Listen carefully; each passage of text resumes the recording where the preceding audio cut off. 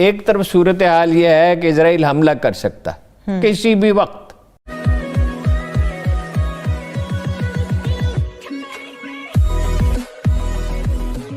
نمسکار دوستو، یہ ہے وائرل فیکٹ. اس ویڈیو کے اندر دراصل بات ہو رہی ہے بھارت اور اسرائیل کے جتنے اچھے ریلیشن ہے اس کے بارے میں. اب سچویشن یہ ہے کہ بھارت کا جب نام آتا ہے تب پاکستان کو بہت ہی مرچی لگتی ہے، لیکن اسرائیل کا جب نام آتا ہے تب سب سے زیادہ مرچی لگتی ہے. اور جب کبھی بھی دونوں کا کولابریشن کی بات آتی ہے، جیسے کہ 1971 کی بات کر لو، 65 کی وار کی بات کر لو، کارگل کی بات کر لو، تو وہاں پہ ڈائریکٹلی اور انڈائریکٹلی طریقے سے اسرائیل نے بھارت کو مدد کی تھی. حالانکہ وہ ڈائریکٹلی اس نے سینک نہیں بھیجے تھے، لیکن ہتھیار اور اس طریقے سے بھارت کو سپورٹ کیا تھا. اور یہاں پہ مطلب اسی بات پہ کئی بات پہ یہ چرچا ہوتی رہتی ہے کہ جب اسرائیل کا نام آتا ہے اور جب بھارت کا دونوں کا ساتھ میں نام آتا ہے تب پاکستان کو بہت ہی بڑے پیمانے پہ مرچی لگتی ہے. یہاں پر بھی یہی ہو رہا ہے کہ ایران کو بنانا ہے ایٹم بم، نیوکلیر بم بنانا ہے، اور یہاں پہ اسرائیل اس کو روک رہا ہے. جہاں جہاں کہیں بھی لگتا ہے کہ بھئی یہ لوگ مطلب کہ ایران کے لوگ ایٹم بم بنانے کی ایک دم نزدیک پہنچے ہیں، تب وہ جو پوری سچویشن ہے اس کو تباہ کر دیتا ہے اسرائیل. اور یہاں پر بھی بھارت پر بھی یہی ہے کہ پاکستان کی اچھائی اس کو دیکھی نہیں جاتی، مطلب کہ بھارت کو دیکھی نہیں جاتی، ایسا میڈیا میں کہا جاتا ہے.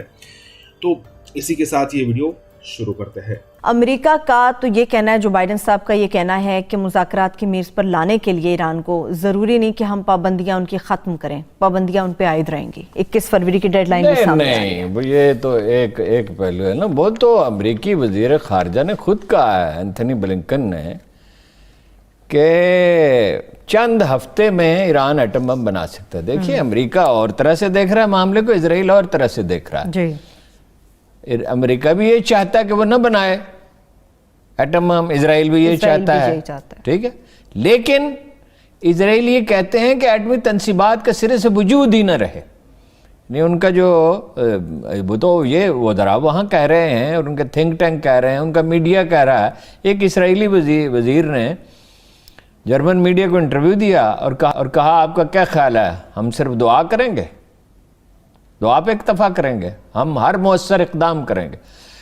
Institute for strategy, Jerusalem institute for strategy and کیا پالیسی اسٹڈیز جو ہے وہ یہ اس نے رپورٹ جاری کی ہے کہ اسرائیل کے لیے ناگزیر ہے کہ وہ حملہ کر دے، ناگزیر ہے، لازم ہے کہ حملہ کر دے. اچھا، ادھر انہوں نے ڈیڈ لائن دی 21 فروری کو خامنئی نے، کہ یہ کہا، ساتھ یہ کہا کہ بھائی یہ پابندیاں ہٹائیں فوراً، اور ہم ہر وعدے کی پاسداری کریں گے، لیکن اس کے معاہدے میں پابندیاں ہٹائیں. لیکن پابندیاں تو امریکہ نے لگائیں اور یک طرفہ طور پہ معاہدہ توڑ دیا. یک طرفہ طور پہ معاہدہ کیسے توڑ سکتے ہیں؟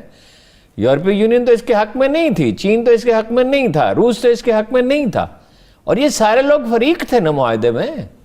تو یہ اچانک معاہدہ توڑ دیا امریکہ اس میں. اچھا، اب یہ تو ایک سادہ سی بات ہے، ایٹم بم کوئی ایسی چیز نہیں ہے جو بنانا مشکل ہو. سائنسدانوں کے لیے کوئی کام نہیں ہے. میں ایران کی مجھے جانے کا موقع ملا 2013 میں، ان کی جب وہ آئسولیٹ ہو گئے تو ایسے پاکستان بھی تو ایسے آئسولیٹ ہوا تو اس نے بم بنایا نا اور میزائل بنائے.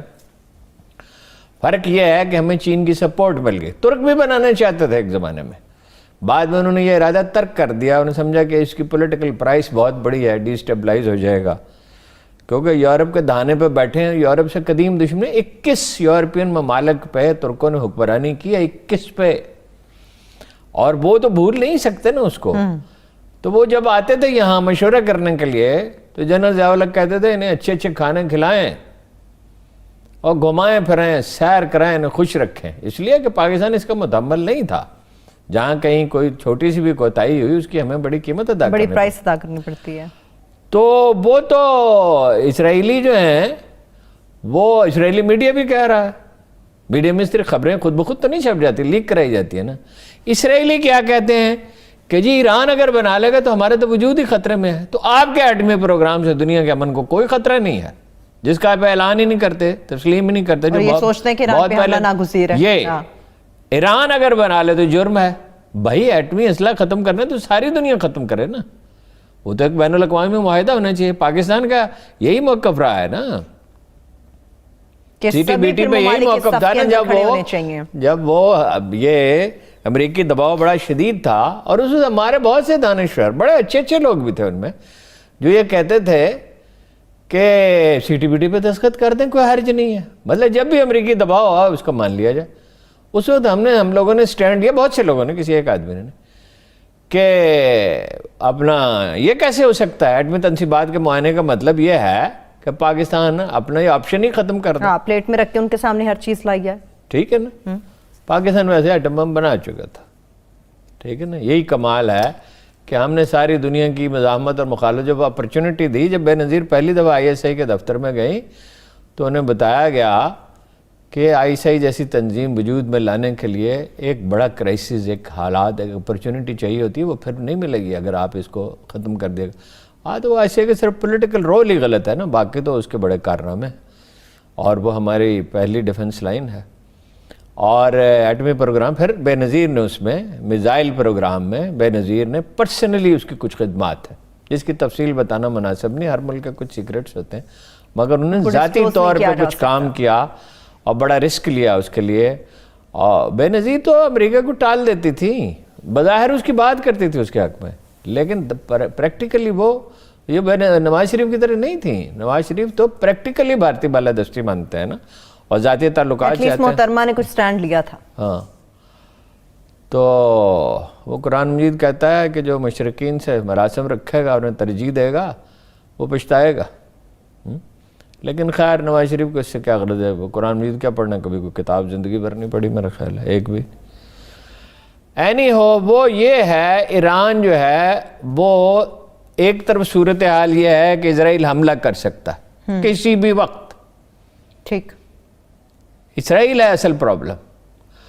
اور دوسری طرف یہ ہے کہ معاہدہ ہو جائے, امریکیوں کو معاہدے میں جلدی کرنی چاہیے. دیکھیے وہ کیا چیز, وہ ایٹمی تنصیبات ختم کر دیں گے, فرض کیجئے.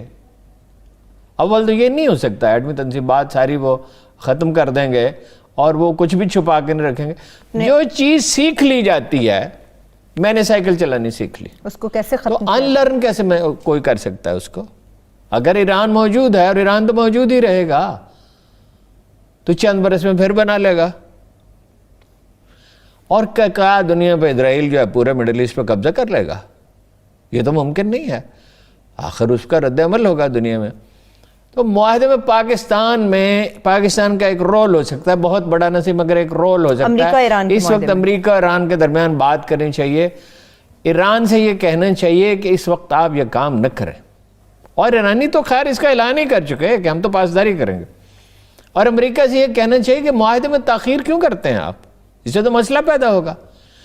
پابندیاں اگر ختم ہوتی ہے, کین یو امیجن ہمیں کتنا فائدہ ہو سکتا ہے. ہم ایران سے گیس خریدیں گے آدھی قیمت پر, یہ وہاں سے گیس خریدیں, اسے لیکوڈ میں کنورٹ کرتے ہیں, جہازوں پہ لانی پڑتی ہے, پھر لیکوڈ سے پھر گیس میں کنورٹ کرتے ہیں, بہت خرچ اٹھتا ہے اس پہ, تقریباً کم و بیش دگنی ہو جاتی ہے پرائس. اور ایران سے اگر آ رہی ہو, وہ خدا کرے کل افغانستان میں امن ہو جائے کچھ عرصے میں, اور آذربائیجان سے آ رہی ہو, تو انرجی سب سے بڑی اہمیت رکھتی ہے نا. آپ کے ایکسپرٹیز کے علاوہ تاخیر کی وجہ کیا ہے معاہدے میں؟ کچھ بھی نہیں, اسرائیل تاخیر کی وجہ ہے. دیکھیں نا, وہ تو جو ایران امریکہ دشمنی, جب آپ بھائی یہ دشمنی ایک نفرت ایک ایسی چیز ہے کہ وہ کیا پانی دیتے جائیں گے. ایرانی شاعر کہتا ہے, وہ شہنشاہ ایران کے دور میں بڑی زبردست شاعری ہوئی تھی, اس میں ایک ایرانی شاعر کہتا ہے کہ دور ایک صحرا ہے جس میں کچھ بھی نہیں اگتا, جس میں کوئی چیز حرکت نہیں کرتی موت کے سوا. تو یہ نفرت سے تو یہی نتیجہ نکلتا ہے نا. آپ نے رائے عامہ کو 1 اشرے 2 اشرے سے, بلکہ 79 سے آن برڈ 50 برس سے, آپ نے 40 برس سے ایران کی نفرت کا سبق دیا اپنی پبلک اوپینین کو. اب کوئکلی ممکن نہیں ہے. جو بائیڈن چاہتے ہیں, انہوں نے کہا تھا کہ ایران کے ساتھ معاہدہ, اور بھی بہت سی باتیں کہی تھی, لیکن آپ ایک لیڈر بھی سچویشن کا قیدی ہو جاتا ہے نا. آپ ایک سچویشن کریٹ کر لیتے ہیں, پھر اس کے قیدی ہو جاتے ہیں, پھر اس میں پھنس جاتے ہیں. ٹھیک ہے. اچھا, وہ ترکوں کے ضمن میں ایک بات اتفاق سے مجھے یاد آئی کہ آپ کو معلوم ہے کہ ترکی جو ہے 1 صدی تک امریکہ سے خراج لیتا رہا.